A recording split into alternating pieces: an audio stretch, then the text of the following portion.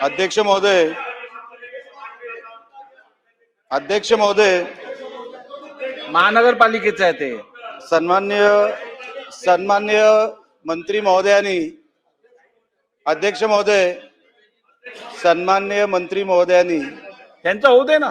प्रश्नाचं उत्तर जी प्रोसिजर आहे त्या प्रोसिजर प्रमाणे मंत्री महोदय आपण त्याचं उत्तर दिलेलं आहे. माझा मंत्री महोदय प्रश्न जनरल आहे. आपण मेडिकल कॉलेज हे केंद्र सरकारातून जाहीर होतं, ज्याचा उल्लेख आता राहुल पाटील, मला वाटतं इथे सन्मान्य सदस्य, त्यांनी केला. अतिशय गंभीर प्रश्न आहे साहेब.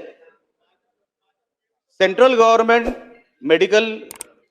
कॉलेज असू दे किंवा प्रायव्हेट मेडिकल कॉलेज असू दे, यांना सेंट्रल गव्हर्नमेंट परवानगी देते. अगोदर मेडिकल काउन्सिल ऑफ इंडिया होतं, आता बोर्ड ऑफ गव्हर्नर्स आहे. त्यांच्याकडून इन्स्पेक्शन केलं जातं. आता वर्षातून 3दा इन्स्पेक्शन केलं जातं. मला काय आपल्याला वेगळं सांगायची काय गरज नाही. 3 इन्स्पेक्शन, आणि त्या 3 इन्स्पेक्शन मध्ये त्या व्यवस्थेची पूर्ण माहिती दिली जाते. माझा मंत्री महोदय, अध्यक्ष महोदय, मला प्रश्न मंत्री महोदयांना स्पेसिफिक विचारायचा आहे किंवा एक जनरल प्रश्न विचारायचा आहे. प्रायव्हेट मेडिकल कॉलेज आणि गव्हर्नमेंट मेडिकल कॉलेजला काय वेगळी सूट आहे का? कारण का जेव्हा आपण कंडिशन वाचतो सेंट्रल गव्हर्नमेंटनी क्लिअर कट लिहिलेलं आहे की मेडिकल कॉलेज हे सिव्हिल हॉस्पिटलच्या प्रिमायसेस मध्ये नसावं. सिव्हिल हॉस्पिटलचे त्यांना कुठला इन्फ्रास्ट्रक्चर त्यांना वापरता येता कामा नाही, त्यांची कुठली व्यवस्था त्यांना वापरता येता कामा नाही. आता आमच्या सिंधुदुर्ग मेडिकल कॉलेजची अवस्था काय?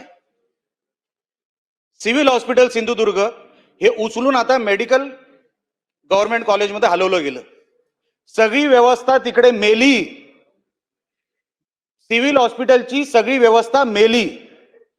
सिव्हिल सर्जन तिकडे बसतायत साहेब. त्या सिव्हिल सर्जनला कामच नाहीये. आता सगळे अधिकार तुम्ही दिले DMERला. मला वाटतं पाटील साहेब, तुम्ही ज्याचा उल्लेख केला, खरेदी विक्री वगैरे जी काय आहे ती खरेदी, हे सगळे DMERला साहेब अधिकार दिले आपण. आता DMER काय करते हे सिव्हिल सर्जनला माहित नाही. कुठलीच व्यवस्था आता साहेब, ॲनाटॉमी, बायोकेमिस्ट्री आणि एक तिसरा कोर्स पहिल्या वर्षाला शिकवला जातो.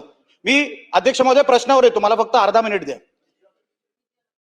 आणि फिजिओलॉजी, हे 3 कोर्स. आणि जे प्रायव्हेट मेडिकल कॉलेजला साहेब जे डॉक्टर्स पहिल्या वर्षाला द्यावे लागतात, जे प्रायव्हेट मेडिकल कॉलेजला लागू असतात, ते साहेब गव्हर्नमेंट मेडिकल कॉलेजला लागूच नाहीयेत. डॉक्टरच नाहीयेत तिकडे. मग जर डॉक्टरच नाहीयेत तर साहेब आपण तिथे कंपाऊंडर बाहेर काढणार आहोत की डॉक्टर बाहेर काढणार आहोत 5 वर्षांनी? साहेब ही फार गंभीर बाब आहे. व्हाईट पेपर तर याच्यावर निघालाच पाहिजे. प्रत्येक इन्स्पेक्शनचा व्हाईट पेपर निघाला पाहिजे. त्या इन्स्पेक्शनचं झालं काय साहेब? तिकडे इन्फ्रास्ट्रक्चर जाऊन बघा. सिव्हिल हॉस्पिटल रिकामा झाला. आता कोणी गरीब माणूस जो सिव्हिल हॉस्पिटलमध्ये जातो उपचार घ्यायला, त्याला सांगितलं जातं तू गोव्याला जा. आता इथे उपचार घेतले जाणार नाही, तू गोव्याला जा, रेफर केलं जातं तिकडे. आणि म्हणून अध्यक्ष महोदय, आपल्या माध्यमातून मला मंत्री महोदयाला विचारायचं आहे, आपण ही व्यवस्था, ही गव्हर्नमेंट मेडिकल कॉलेज किंवा प्रायव्हेट मेडिकल कॉलेज, सेंट्रल गव्हर्नमेंटनी दिलेल्या कंडिशन नुसार गव्हर्नमेंट मेडिकल कॉलेजला काय वेगळे अधिकार आहे का? म्हणजे काही करू शकतात का गव्हर्नमेंट मेडिकल कॉलेज?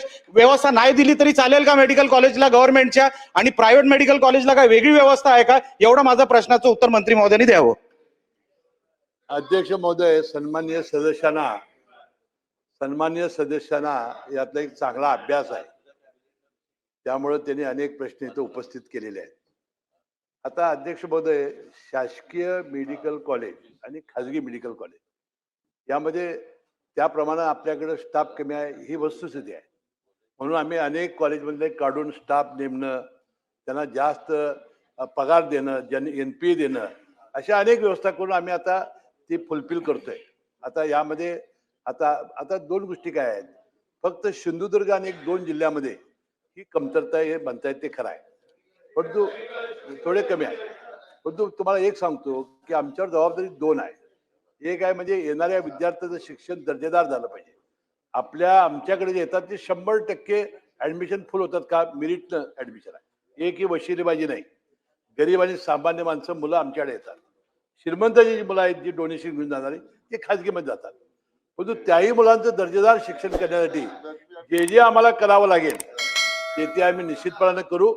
ते म्हणतायत ते खरं आहे. आणि मी स्वतः सिंधुदुर्गला जाईन आणि त्या सगळ्या हॉस्पिटलची पाहणी करेन आणि त्याच्या त्रुटी दूर करण्याचा मी प्रयत्न करेन.